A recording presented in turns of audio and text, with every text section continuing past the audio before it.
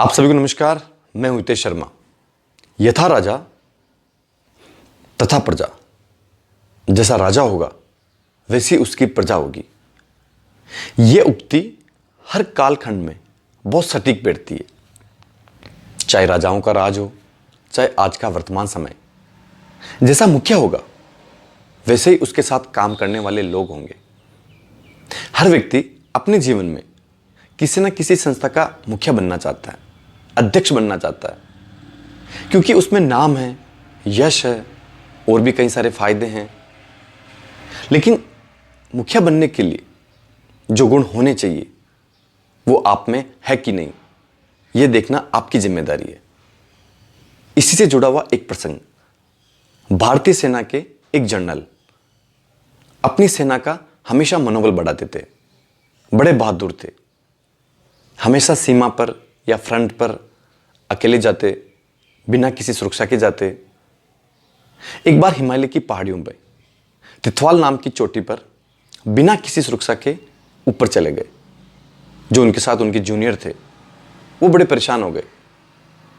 उन्होंने कहा कि आपकी वर्दी पे जो लाल पट्टी है और केप पर जो लाल बैंड है उसे दुश्मन दूर से देख लेगा, और दुश्मन इसी ताक में रहता है कि कब सेना का बड़ा अफसर खुले में आए और उस पर हमला हो।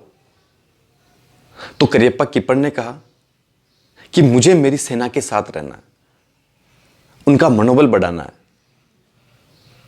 मैं उनके सामने उनकी नजरों में गिर नहीं सकता। जब वो चोटी पे गए और वापस नीचे उतर रहे थे तो एक बम उस चोटी पर आकर गिरा, तो वो जोर से हंसे। उन्होंने कहा कि दुश्मनों के बम भी भारतीय सेना के जनरल का सम्मान करते हैं। इसी तरह एक बार जब वो श्रीनगर से उरी जा रहे थे तो उनकी जीप पर स्टार फ्लैग और स्टार पट्टी लगी हुई थी। जो उनके साथ अफसर थे उन्होंने कहा कि इस पट्टी को हटा देते हैं, जिससे हम दुश्मनों की सेना को चकमा दे देंगे। करियप्पा कीपर ने कहा कि मैं दुश्मनों को तो चकमा दे दूंगा, लेकिन जो मेरी सेना के जवान हैं उनका मोरल डाउन कर दूंगा, उनका मनोबल गिरा दूंगा। मैं यहां अपने जवानों में जोश भरने आया हूं, उनको ये दिखाने आया हूं कि उनका जनरल हमेशा उनके साथ है, चाहे वो सीमा हो चाहे घर। और वो हमेशा उसी तरह घूमते थे। कुछ लोग इसे बहादुरी कह सकते हैं, कुछ लोग इसे मूर्खता कह सकते हैं।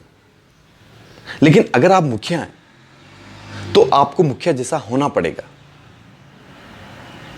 यह आपने अनुभव किया होगा।